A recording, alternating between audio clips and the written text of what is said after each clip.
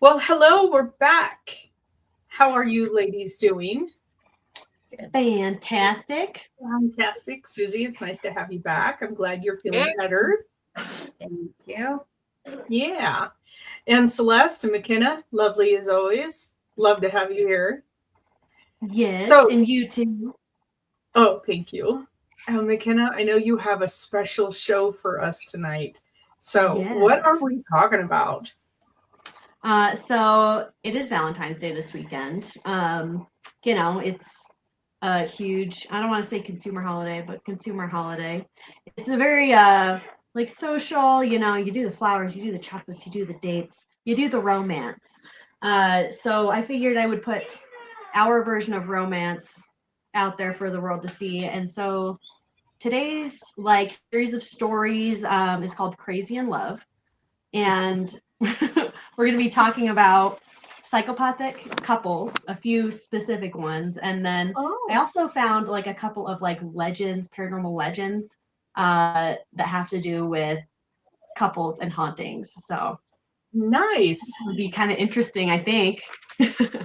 See, we don't always know. We don't always know what's going to happen. So, this is awesome. Yeah, and it was fun to research it. I try to keep topics usually like pretty like paranormal focused or like cryptid focused, but I was like, just we're going into the history, like yeah, we have a few paranormal topics in here, but it's just so much interesting stuff has happened and people are just cray cray. Nice. All All right, right. so we'll jump right into our first story. And then anyone who's watching, checking us out, feel free to ask some questions to our awesome mediums at any time. I tend to talk and talk and talk, and then I need to be interrupted. So please ask. Here we go. All right. Okay, so the first story. So this one happened in the 1700s. This woman is named Mary Blandy, uh, and her story is interesting. So this happened in like Oxfordshire in like 1720. Um, she was born in 1720. This happened about when she was like, I think 23, 24. But she was born to this guy who was a lawyer. His name was Francis, and he's like extremely wealthy. He was a very successful lawyer. Um, for like the times and that it was, by all accounts, he was very respected and had a bunch of money.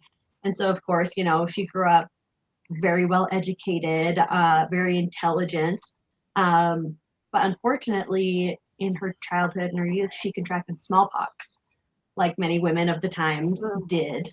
And she survived, but she had permanent scarring on her face. And so she wasn't considered conventionally, attractive. She also had, dark hair, dark eyes. It was reported as black hair and black eyes, Mhm. and so they, especially in the 1700s, fair haired and skinned and eyed women were considered very beautiful. It's before that you think of like Elizabeth the First, the red hair and the pale skin, and just it kind of tracked through most of history. Um, so essentially, she had these darker features and this scarred skin, but she was still a very like marriageable candidate because her father was so wealthy. She had access to all of this money, and her dowry was significant. But she was an only child, and her father was known to be like extremely protective of her. Like no one's good enough for my little girl kind of vibes. uh, and so she did have many suitors, but her father was the one that like chased them away time after time after time, because no one was ever good enough. um, so in 1746, so she was 26 years old, Mary had met a man named William Henry Cranston, and he was a captain in the military, and he was twice her age. So this man was almost 50, um, and he was descendant from like a Scottish lord. Like his father was like a lesser Scottish lord. Like he had a title, but he wasn't considered. Uh, particularly like high up on like in the line of succession by any means. What was that? I was gonna say we're getting some static. Okay. William. I'm like, who's brewing espresso? Yeah, that was wild. I don't think it was me. I turned off my rock tumbler because it's a little loud. Oh yeah. So anyway, William Cranston, we'll just kind of refer to him as Cranston. But they had met when she was 26, and at first they kind of didn't get along, but within like a year of them knowing each other, like they were engaged. Like it was very fast, and not only were they engaged, but Cranston had moved into her family's home, like with her father and her mother. And the story that he had been telling her and her parents was that he was married to a woman in Scotland and had a child, but his marriage was invalid and he was waiting for the annulment. You know, it's like the age old, I mean, you hear about it on Tinder, like just waiting for the divorce to go through, like kind of vibes. Yeah, call me after the divorce is done. Yeah. Yeah, the excuses haven't changed since 1740, you know. But essentially, like that was the story, and that's kind of sort of the reason why, like, the father was like, okay, yeah, you know, you can date my daughter. And I don't know what the circumstances were as far as like what was different between like this guy and like all of the previous suitors. But the dad was like, yeah, okay. But there was a time, so it's 1949. So this was 3 years after they had initially met. Mary's oh, hello, new friend. Welcome. So 3 years after they had initially met, Mary's mother had died. So she had passed away, and the father, you know, of course, is grieving, and then he kind of goes into this life where he's like, I'm going to purge all the negative crap. It's been 3 years they've known this guy, and they're waiting on his marriage to be annulled, and so he kicks him out of his house. He's like, I'm sick of waiting on you, and you're probably a liar. So he kicks him out of his house. And of course, like Mary's distraught. Like this is the love of her life. They were going to get married. And and so like this happens. And of course, they're like forbidden from seeing each other, talking to each other, but they're still like writing letters to each other. And they kind of start to come up with like a plan. They start to think of ways where she can convince her father to let her marry him. And Cranston comes up with this idea to give the dad, Francis, love powders or love potions at the time, but you know, it's in a powder form. And at first, you know, Mary's like, no, that's stupid. But like over time, you know, she kind of like got wore down, and she's like, okay, yeah, I'm willing to try this. Like, we'll give it a try. And so Cranston sends her a package with these love powders in them. And the idea is to give the love powders to her father so that he will grow to love William. That's the idea. That's what the story to her was told. So yeah, I can see this going horribly wrong. Yeah, okay. This sounds like something on the CW, you know what I mean? Like the man kind of thing. All right. Okay, keep going. Okay. So yeah, you all can see where this is going already. Yeah. I mean, this is just, you know, early version. I swear, this is like an early version of like every TikTok story, Instagram story. This guy lied to me, said that he wasn't married, and blah blah blah, and he made me kill my dad. They didn't have the Facebook group, "Are we dating the same guy?" in Idaho kind of thing, you know. I'm on that group every day. Look at the town crier. It's like, is anyone else dating William Cranston? Right. So yeah, Right, I know. We have so many benefits, and it's a blessing and a curse to live in the time. It is both for sure. Okay, so she gets these powders in the mail because she's convinced now that she's gonna give him this love powder. You know, it couldn't hurt. It's just love potion. Like, what's it gonna do? And so she starts to like put it in his drinks and his tea, and giving it to him, and it ended up being arsenic.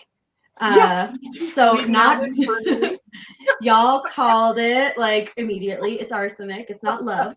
That should totally go on a t-shirt. It's arsenic. It's not love. Kind of the same. Oh, that's it. I love it. Gotta write that down. I know. Hashtag Pocatello Paranormal Research. Exactly. Okay. So, but Mary.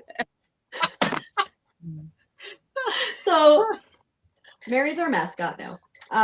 So Mary essentially like kept adding this powder, you know, because like it didn't seem to be working. So every day she was like giving her father this love powder. More and a little more. Yeah. A little more. And he was getting sick and like had no idea, apparently. But Mary's uncle, who was like nearby, frequently visited the house, found the powder and found the letters between Mary and William. And so that was when like the whole kind of facade came like crashing down, or as far as on William's end. But her father was dying. Like he was already like so severely poisoned by arsenic. And she claims that like she had no idea. So she confessed to her father that she had been putting the powder into his food, and this is on his deathbed, but claimed she had no idea it was actually poison. So as he's like dying, you know, like his daughter's like, hey, my bad. Like, whoops. Right? That wasn't sugar. I'm sorry. I did an oops. Yeah. And I had no idea. Right. Yeah. But he did die. So Francis Blandy, he died on August 14th in 1751. So that was the same year. Oh no, it was 2 years after her mother had died. But it took, let's see, July to August. So it only took a month for him to get like completely poisoned. That was like between receiving the package of love powder and him dying. So over 1 month, he was like slowly getting poisoned. Let's take just a little bit of a break here, and we'll handle this question about picking up 5 through the chat. And absolutely, Celeste and Susie are always on it. And I'm going to let these two ladies handle this question. What do you ladies feel?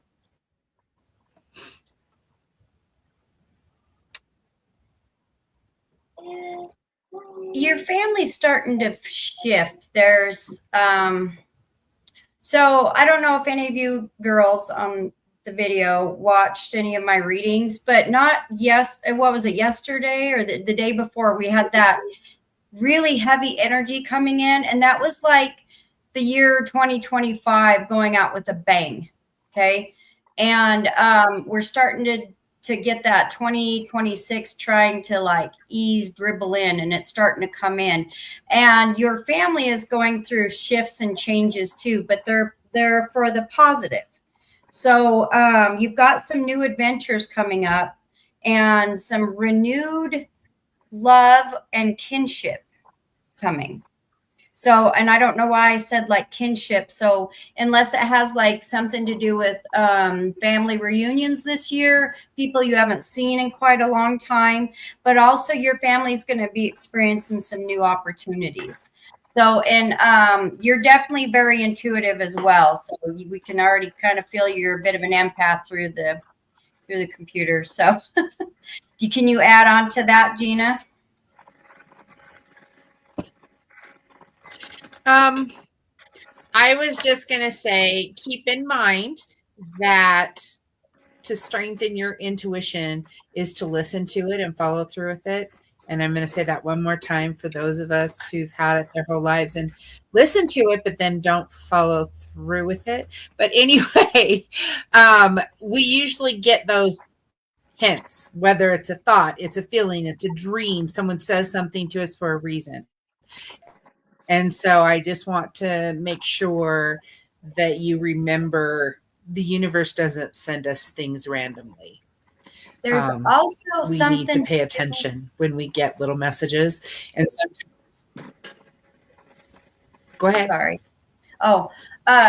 There's also something to do with a little boy, roughly about 7 years oldish, but something the focus of the family is going to be around him. It's not a bad thing. It's good. Like, this is all really good. So I'm just picking up a little boy energy big time for your family. Thank you, ladies. And let us know if any of that resonates with you. Cool. Okay, McKenna, you're on. Okay, so previously, on whatever episode, having a Pokemon moment. So Francis is dead. The dad is dead. So the uncle has already, by the time he's before he's dead, the uncle has already. Ooh. Yeah, go ahead. I was just putting this up so it's easier for them to read. Thanks. I'm almost done. We can totally get there in a second. But essentially, so the uncle's already exposed her before her father died, and so he died, and she was tried for his murder, and she was found guilty, even though she claimed until her death, she claimed that, no, please don't be sorry. Please interrupt, because I'll talk forever. It's a problem.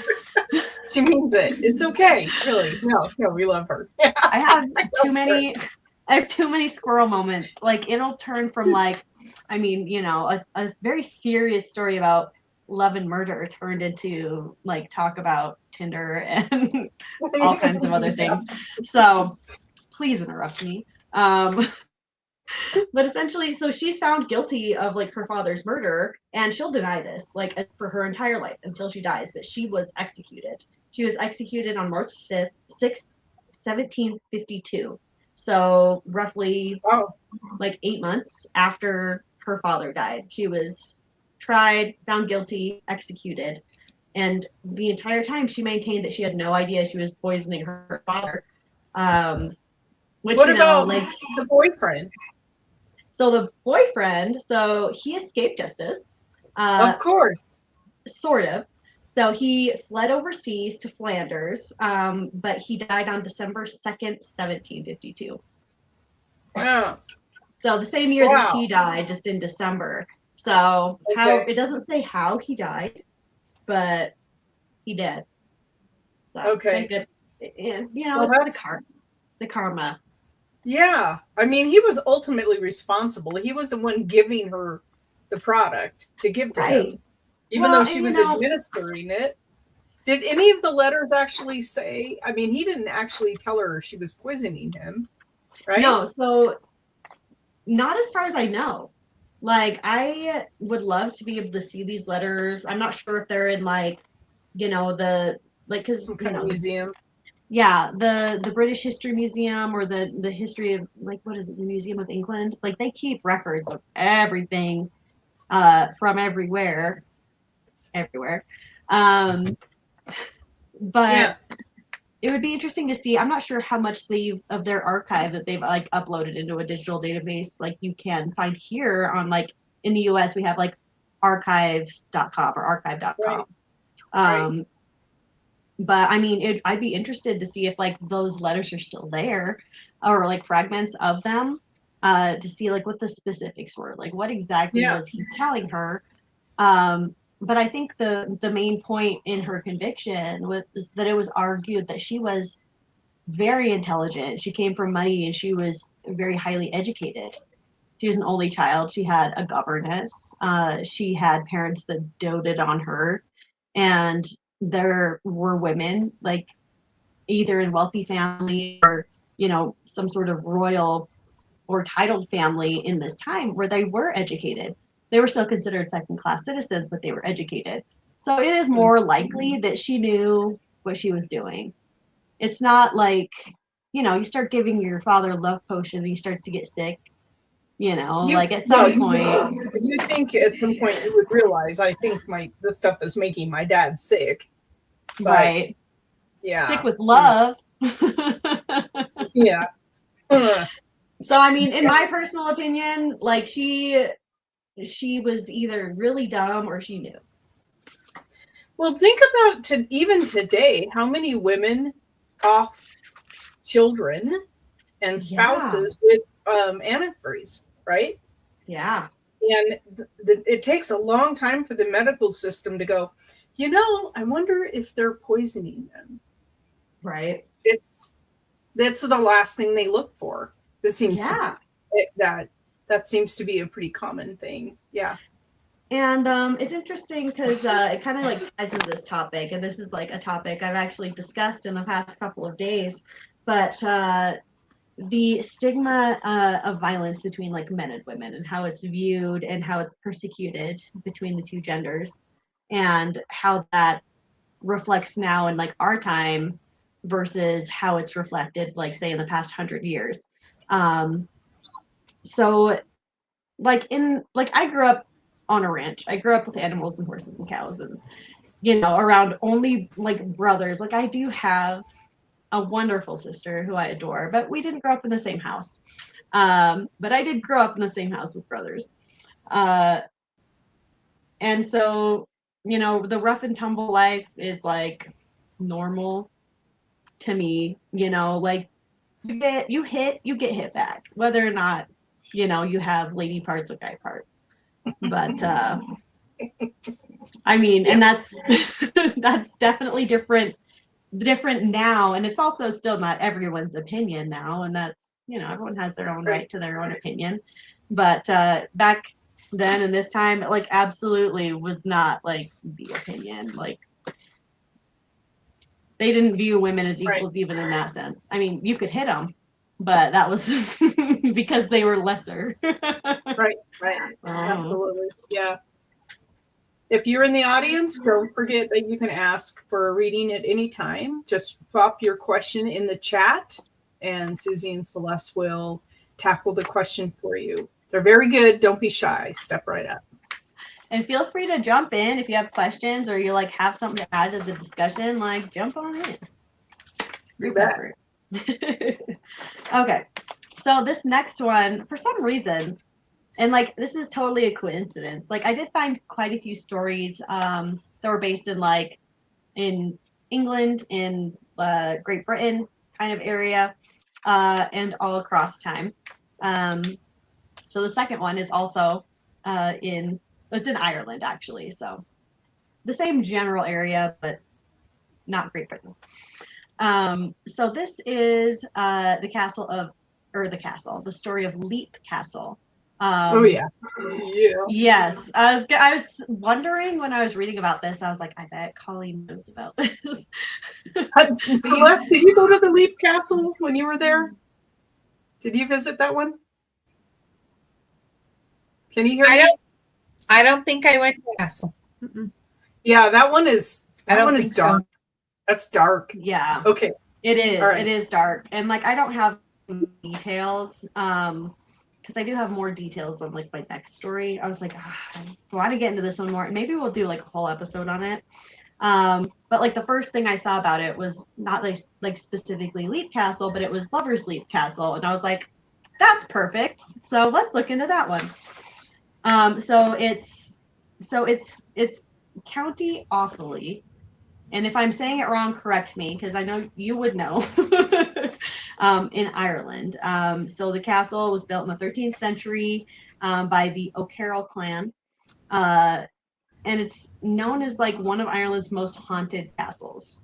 It's got a long history of like clan battles, violence, turmoil, betrayal. It's like got a very violent history. So it's a very like towering fortress, it's got narrow spiral staircases, hidden chambers, and it is the setting of like our next story. So there's a lover's legend. so this is a local legend. According to the local legend, a young couple from rival families, and it also says in parentheses, it says they could also have been within the O'Carroll clan, but it was essentially the idea is it was frowned upon for these people to be in love, for them to be together. So whether or not it was two people in the same clan or it was from rival clans, the same idea is forbidden love. Hatfield, McCoy, that whole thing. Yeah, exactly. Great series, by the way. If you haven't seen it, go see it. I didn't know anything about it until like a couple years ago. Then I binge watched them all.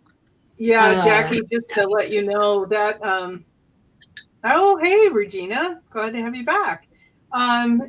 The Leaf Castle, they've actually gotten photographs of what they believe to be the Fae in the woods. All kinds of stuff. It is incredibly haunted. It is on my number one bucket list item place to go. Yes. Take me with you. I can't wait. Okay. So essentially, these lovers were discovered and it was already taboo. They were already forbidden from being together. And they were discovered like within the walls and they were caught and violently murdered in this castle. Like they say that it was brutal. Like these people were like tortured. It was very violent, very graphic. The way that these lovers were killed. Jackie wants to come with us. No, that's right. So it says their deaths were brutal, reflecting the intense passions and ruthless honor codes of the time, which is, they totally believe in like honoring blood, honoring like the loyalty. Like loyalty is like such a huge thing, especially like between clans, Irish clans, Scottish clans. They're very like tight knit family groups, and going outside of that or betraying that was seen as the worst offense you could do. But obviously these guys were caught and killed in like a trial of this mob essentially. But as you had stated, this place is insanely haunted. So visitors, paranormal researchers visit and do investigations like all the time, and they experience things all the time. Like it is a huge amount of like spiritual encounters that people are having at this place. So some of the things that witnesses describe are like shadowy figures holding hands. Like they can see two separate apparitions holding hands, whispered voices, and soft footsteps in the halls, and of course sudden cold spots. That's fairly, I feel like that's a more common occurrence, if you're in a haunted place and there's a lot of activity. Hearing footsteps in the halls. Some claims that the spirits are very protective of each other, which makes sense. A lot of time, and I'm still learning about this. Like I've been probably on the podcast for about a year almost. And I knew next to nothing like when I started a year ago, and I'm still learning, but you find out that a lot of these paranormal occurrences happen because there is something traumatic.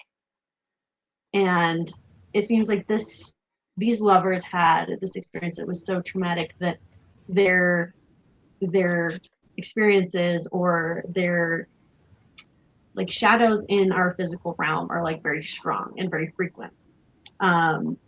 But they walk together. Apparently like they don't ever see like single figures. Like if it's the lovers in this castle, they are always together. It's very like portrayed as like eternally bound.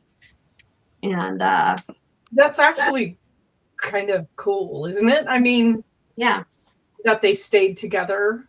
Mm-hmm. Yeah.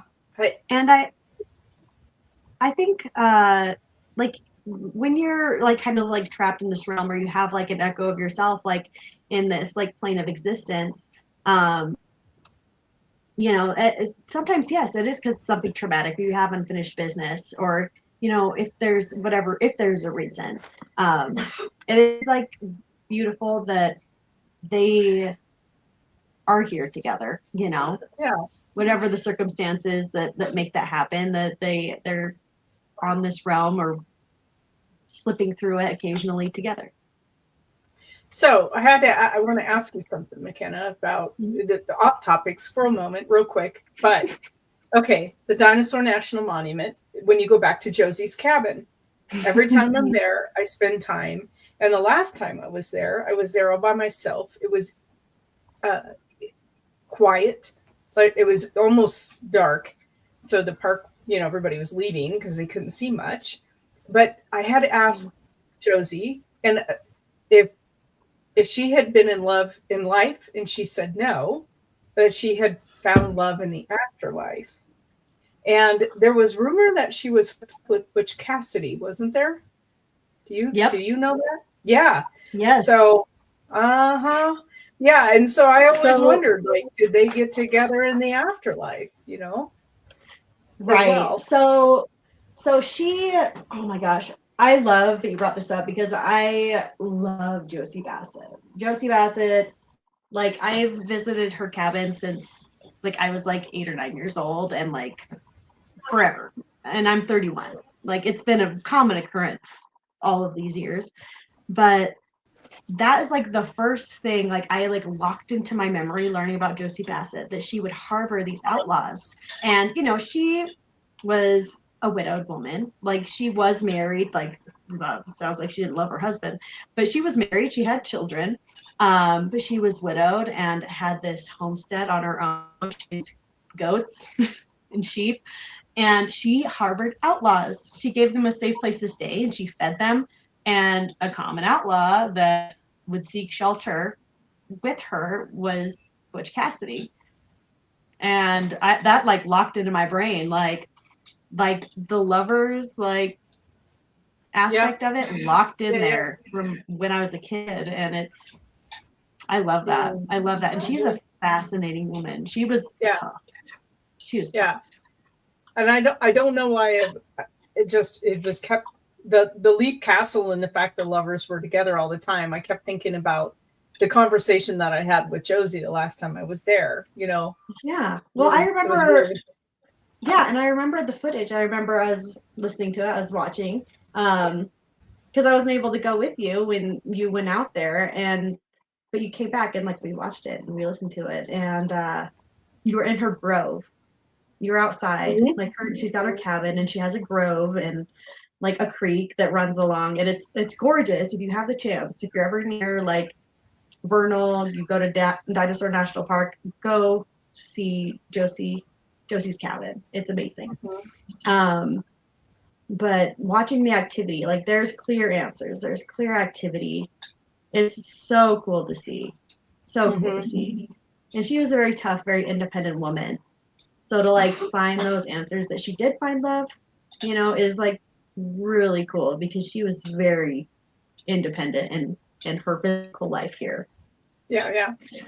Yeah. So the lovers of Leap Castle, getting back to the castle, how many couples were there, or was there the primary, just the one couple? So what I found was just the one. But Okay. I mean, I'm not sure. Do you know of more? I don't know. I just find it fascinating that they find so much paranormal activity there. That there's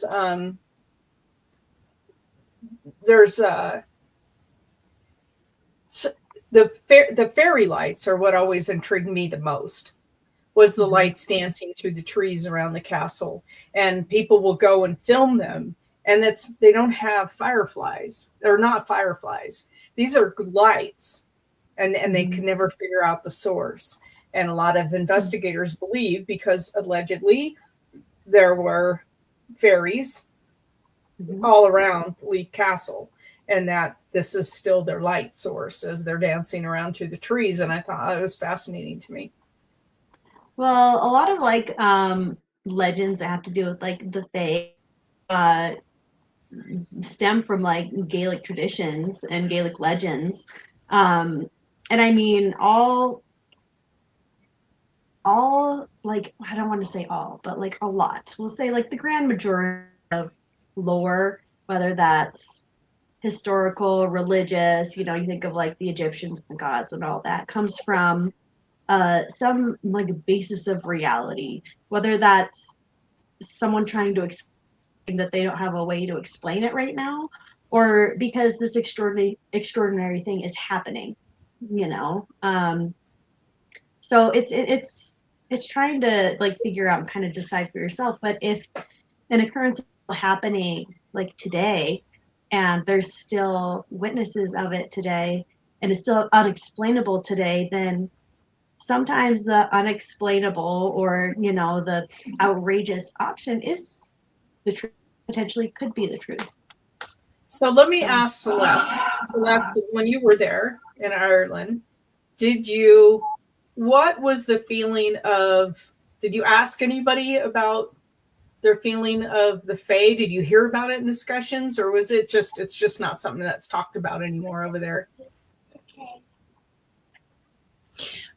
When I went, the friend that I stayed with was extremely superstitious and did not go to anywhere that had anything to do with anything like that. So, but like there's the fairy mounds. They're like these mounds. And it was like, nope, we don't go over there. Why not? Because you don't go over there. You know, so she was super superstitious. And superstition comes from some sort of a reality. Some, you know, don't walk under a ladder. Well, because you might trip or knock the person off the top of the ladder, you know, but it becomes a superstition that it's bad luck, when in reality it's just kind of dangerous or foolish and accidents happen, kind of a thing. But it was funny because she had been there for almost 2 years when I went. She was living in Shannon, and we pretty much explored the south, the west, and the north. We didn't get over to where like Dublin was. So pretty much the rest of the country. And there was a witch's something.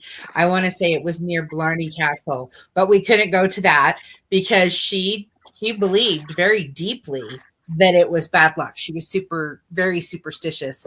And so to me, those kind of things ring true. And there had to be some sort of activity or sighting or situation for people to become so superstitious over a particular thing. But I showed her things she had not noticed in 2 years, like these little teeny tiny, like this, almost the size of like if you have a straight pin and it has the little flat end on the top of it, little tiny clovers growing in the rocks. There was rock balls everywhere. She'd never seen it in 2 years. She'd never seen how the rocks sparkle. Like a lot of rocks are more shiny when you get them wet, but these ones, when the light hits them, they're like they have little flecks of gold or diamonds in them. Again, she'd been there 2 years. She never noticed that. I would have loved to have had more time to explore and maybe gone off on my own to some of the places she flat refused to even consider visiting. And it was from hearing the folklore. Like you went to the pub or you got together with, you know, the other coworkers and they're like, oh yeah, don't do this, don't do that.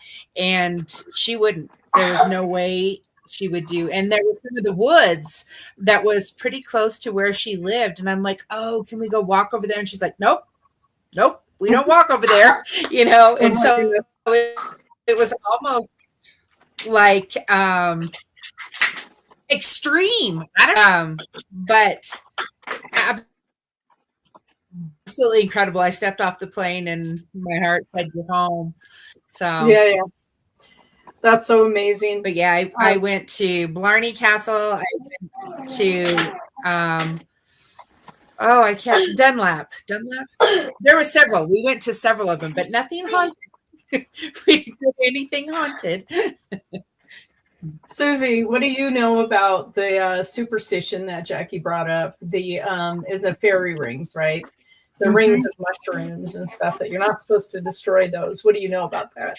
So in my family tradition, because I knew not to step in those, that's where they danced at night. And the mushrooms were the product of their dancing at night. And if you stepped into them as a human, you could be whisked away to the fairy realm and never come back.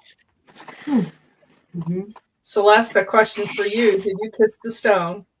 Yep. Yeah. You have to. Absolutely. You can't go to Barney Castle and not kiss the stone. All right. So those of us listening or watching, or people who have young children or grandchildren, there's an episode of Bluey called Fairies, and there's a small hula hoop or something placed in the yard, and it's a fairy ring, and if you get caught in it, you dance. So that is in an episode of Bluey, and that is all I know about fairy rings. Well, until now. Nice. All They're right. not just like mushrooms. They can be in the form of like really green grass or really dry grass, or in the Flowers. woods if you happen to see anything like flowers in a circle or a strange ring of stones. I mean, you know, it's anything like that. It's them. Yeah. That is so cool. Mhm. And then And they're nearly always like perfect circles. too. Mhm. wait, so you can find them anywhere, or like? Yeah. Oh, Yeah. cool. This isn't just to Europe. This is here too. Yeah. Yeah, they have them here. There was one over by my office a few years ago. Yep. Yeah. Just All be right. very respectful. Yep. I spent a lot of time in the woods. That's why I asked. I'm packing also. But Woohoo. woohoo. But to anyone who's popping in, hold on 2 seconds. I gotta mute myself. Yeah, she has little ones there tonight. So, yeah, I think the fairy rings are really, really cool. And I could get all scientific as to why they're always in a perfect circle, but I like the lore more than the science. So, even though that's my job is to be the scientist, it sometimes gets awfully boring, and I love the lore more. Okay. More too. Uh-huh. Okay, I'm back. Okay, go for it.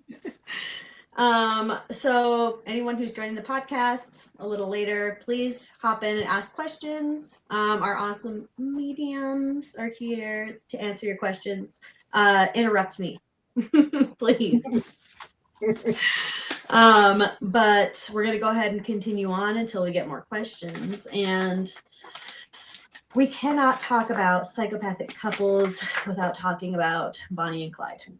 Ah, yes. Have to do it. Yes. So romantic. so romance. So romance. These guys were cray. Well, I mean, it's weird because yes, they were obviously, you know, there's things not right, but they had an ethical code in one way until the end. Okay. So essentially, Clyde Barrow, Bonnie Parker. Very We got a fun question. from Ireland. Oh. Cute. Oh. Got a little boy and a little girl that I got when I was over there. I love that. And if That's you want, the beautiful thing when you go to countries that are what? oh, I was just I was just going to say it's beautiful when you go to those old countries, all the traditions, the folklore. That's so cool, Celeste. So we do have a question from DK. So if y'all want to take a peek at that. The funny thing is as you were still, you know, you were talking, telling the next story, I was still kind of pulling on that boy that I was picking up on. And I dug deeper, and it is in fact one of hers, and he is on the other side. And so, yes, very much so, you do have spirit guides, and you can connect with other guides to convey messages. But I would definitely start talking to them, you know, and then you'll get a sense if they're close to you. Do you want to add into that? Oh, I'm sorry for your loss, my dear. Yeah. Celeste, do you have anything to say on the spirit guides? Oh, Just good. that Oh. pretty much I believe everybody Go ahead, Celeste. I believe that everybody has spirit guides, but not necessarily does everyone reach out to them?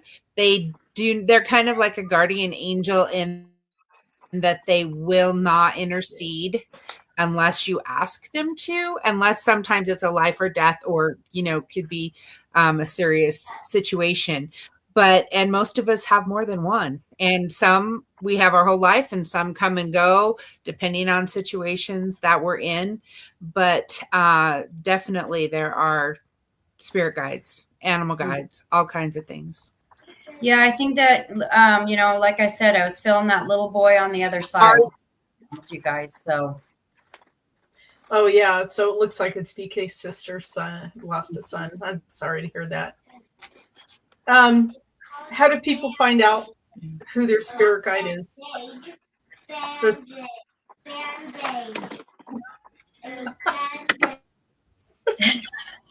awesome. I would say Okay. May. Say that again, Celeste. Say that again. My computer's You're freaking out right now. Your So computer. that come to you unless you ask them. Yeah. Mm-hmm. Which part? I was just saying they don't normally just show themselves to you unless you have requested them to show themselves or ask in different things, dream work. But they're always there.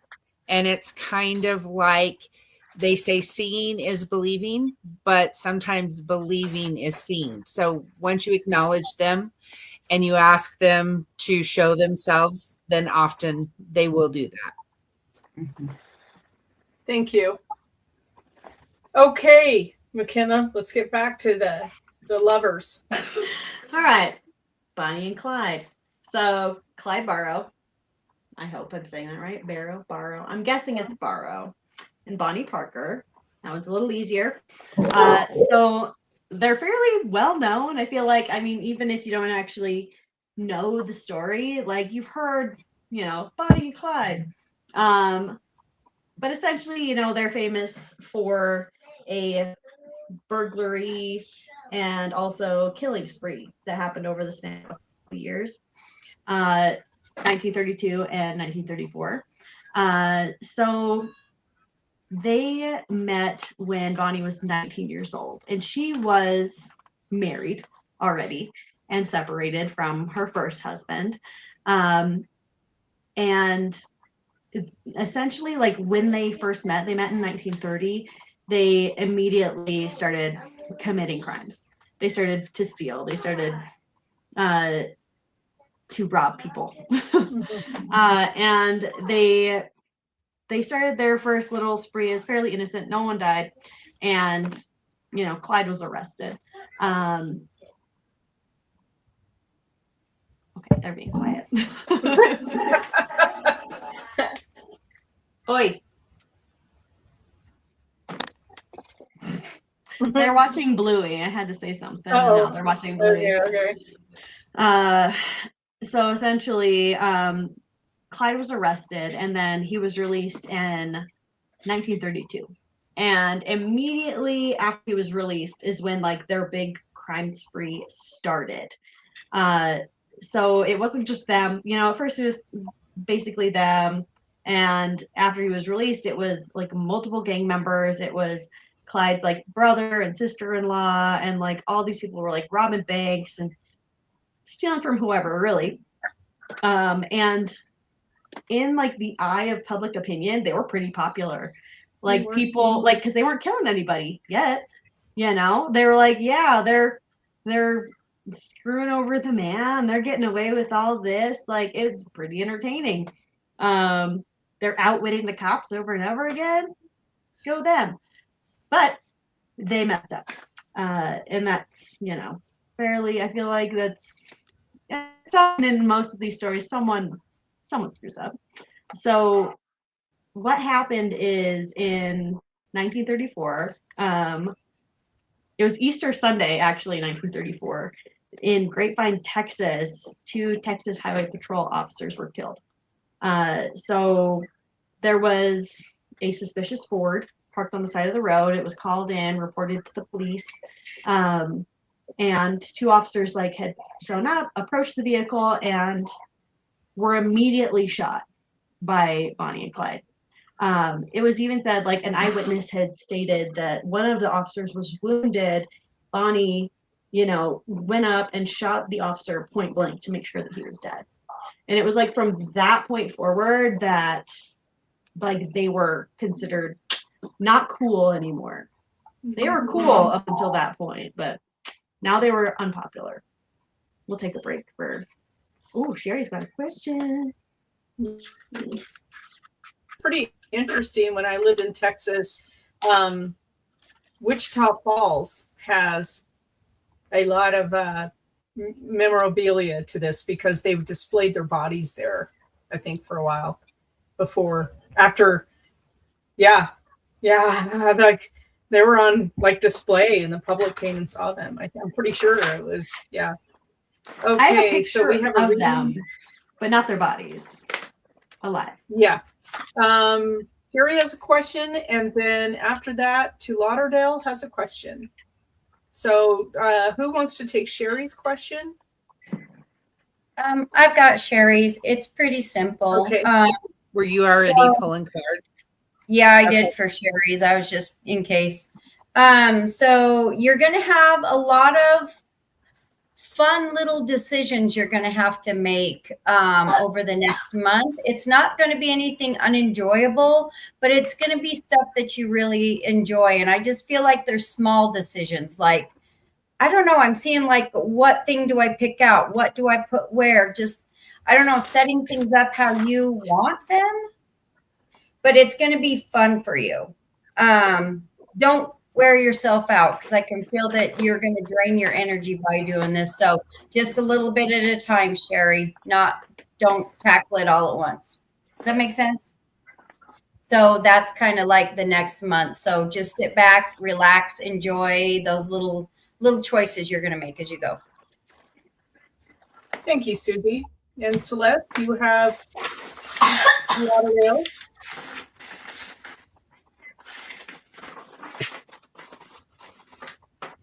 I have a question. There's a couple different definitions of what spirit walking is. One, I would say, is more of a religious thing, following the spirit, the Holy Spirit, like you hear of in religion. And the other is a type of a Native American. Are one of those what you're talking about, or can you give me a little more information of what you mean by spirit walking? Okay. Well, we wait for that, Lauderdale. If you can type that astral projection. Okay, that. I was going to say she did, or he did. Anyway, yes, that actually is that the question is about astral projection. That was one of the things I was just born with the ability to. I didn't really know what I was doing. I didn't have a process for it. I guess I kind of had done it off and on throughout my life. But for me, what I did, it was when I was reading for California Psychics, and it was all either by phone or by chat rooms. It was the 1990s to early 2000s. And I could be in my home in Idaho and be doing a reading specifically. It's funny that your name is Lauderdale. I could be in my home in Idaho doing a reading for someone in Florida, and this is a particular experience that I had. I was here, I was looking on the phone, and I was describing where she was. And I'm like, I smell cedar. I smell cedar really strong. And she's like, we don't have any like cedar trees or anything. And I said, no, it's like, yeah. I said, you know how you can buy those little boxes that are cedar? And she's like, oh my gosh, we just filled all of our flower beds with cedar chips. And I'm like, well, that would explain this really strong, intense smell of cedar. And I said, so I'm walking up onto a deck to your front door. And she's like, yeah. And I said, and when I go inside, I'm like in a living room. And I said, there's a hallway that goes off to the right. And she goes, where in the hell are you? And I'm like, well, I am in Idaho. And she's like, you're not spying on me or something. And I'm like, no. And so it was, while I was awake, a conscious experience. And I was just trying to tap into the energy because she had lost a child to SIDS. And I said, you walk down the hall. It's kind of this brown shag carpet. It was the second door on the left, and you still have the crib. And I think she was so freaked out that I was describing her house that it took her a minute to kind of get back into what I was actually telling her, rather than her wondering if I figured out some way to see her house. So with that, it was just my intention. And I wish I could say I studied this or I read that or I channeled. I don't know anything specific that I did, other than I knew this was a very important connection for her, because she'd lost an infant that was just a few months old right before Christmas. And the child had told me about a toy that was laying in the crib that was still wrapped in Christmas paper. And I was able to describe that to her. And it was like, so that was something I couldn't have even seen if I was in her home. I mean, I could have saw there was a package, but it was rainbow colored, and they were like 1-inch little sections of all the different colors of the rainbow and this little inchworm rattle. And I think that it is somehow leaving the confinement of the body, of gravity, of time, of distance. And I am not sure. I wish I could say I did ABC and XYZ happened. But I was literally in my home on the phone and in her home simultaneously. And I'm assuming it's spirit or energy form. I didn't feel like anything had left my body. Obviously, something had happened. But I've always had gifts, and there were times that I was afraid of them. And there were times that was a little scared to tell people about them, but it was something I'd always done. So what I would say is just trying small, I don't know, maybe do big, who knows, but doing something where you're trying to focus. Maybe you have a family member or a friend that isn't where you're at, and it doesn't mean they have to be on the other side of the world by any means, and trying to be in your home and with them, if that makes sense. Susie, have you done much with the like astral projection, and did you follow like a specific pattern? Or No, I'm just kind of a weirdo and I don't follow a pattern. I just go. I think I've talked about it before, where like I sense the person's energy, especially because I can pick up other people's energies that I don't really know. Like, DK here, like I can pick up the boyfriend and the son's energy, but it's like a thread that's tethered and I can just pull it. And I end up being there. And I've done it to like exes when I'm like, I wonder where he is. Why doesn't he answer the phone? And I'm just kind of like, shh. And then he finally answers. I'm like, hey, are you on the corner of such and such by Maverick? And you're in a white truck and right there and you're drinking this. And he's like, yeah. And I'm like, okay, talk to you later. So yeah, but I don't follow a formula. I don't know. It's weird. I've always just kind of done it. Yeah. Sorry. So, well, thank you, ladies. Well, I love hit on something. Go ahead. Well, I was just going to say the silver cord. Mhm. yeah. Yep. So Yeah. I love this show. I've been here almost a year, almost, but it's an amazing show, and we only have an hour, which is the sucky part.